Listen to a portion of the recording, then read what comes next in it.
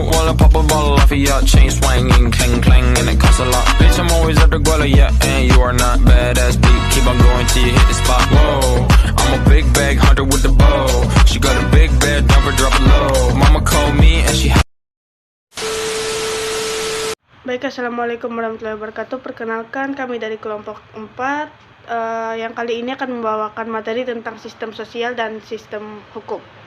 Yang pertama adalah pengertian sistem sosial. Sistem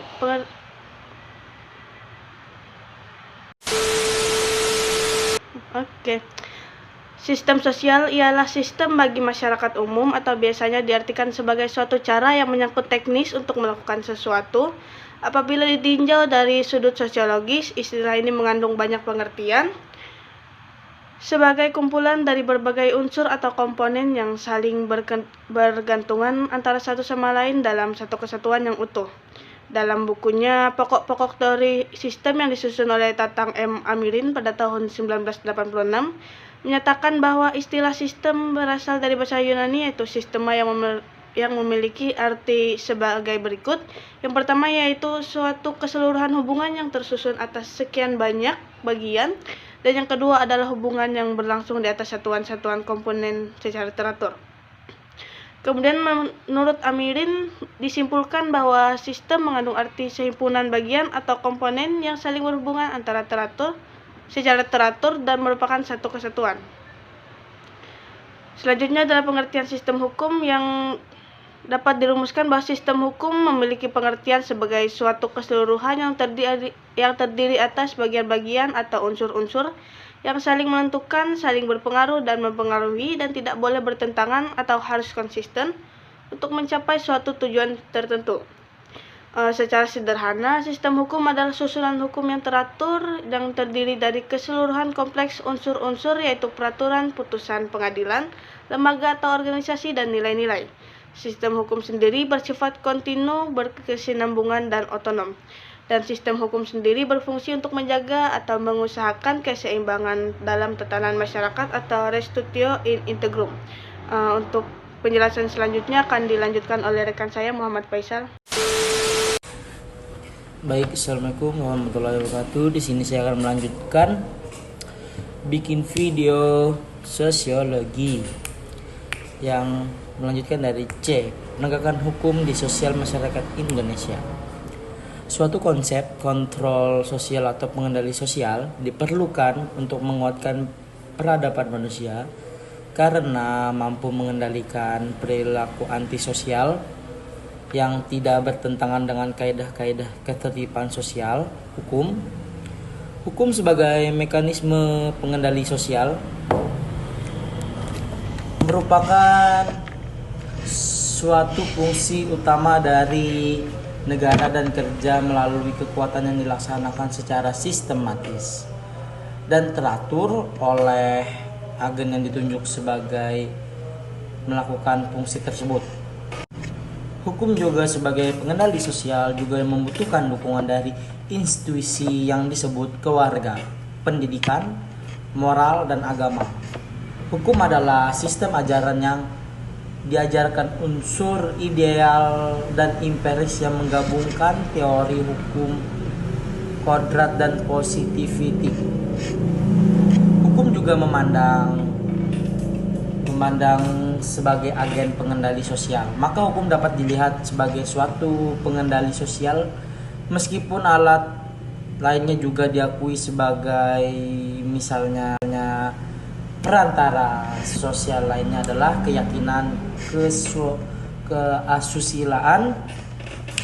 Nah, pengendali atau pengontrol sosial di sini sebagai aspek normatif kehidupan sosial.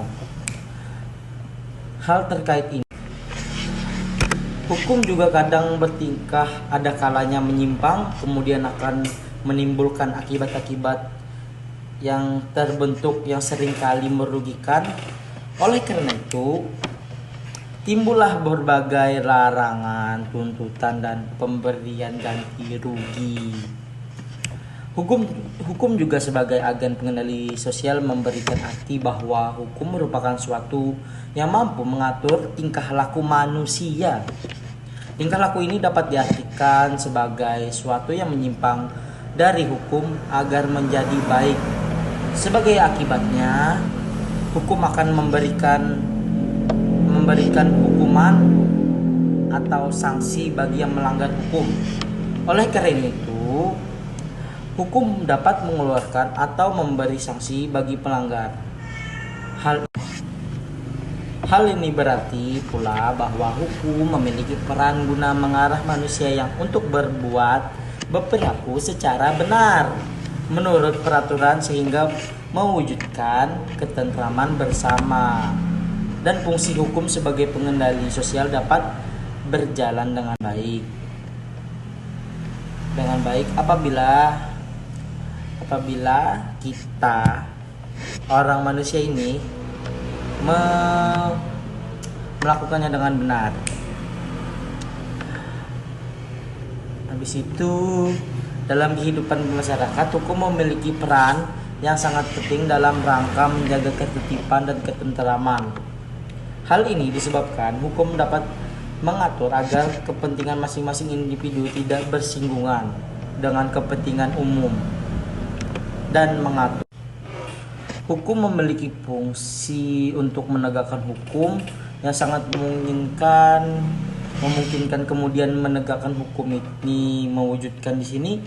Hukum juga pula sebagai sarana menertibkan masyarakat dan mengatur pergaulan hidup masyarakat serta untuk menyelesaikan sengketa dan pertikaian dalam masyarakat. Baik, lanjut ke kesimpulan. Mana nih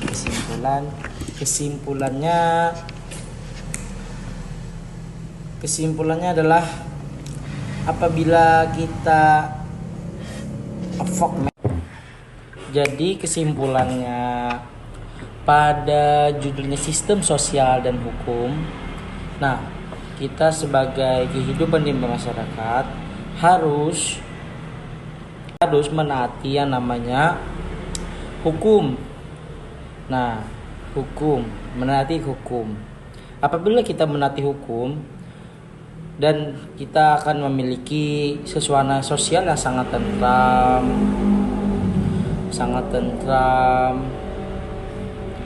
yang telah jauh yang namanya pertikaian, sengketa, pokoknya terjauhlah dari yang sesuatu yang tidak benar perilakunya lah, mewujudkan ketentraman bersama. Ya, kesimpulannya itu saja yang saya sampaikan.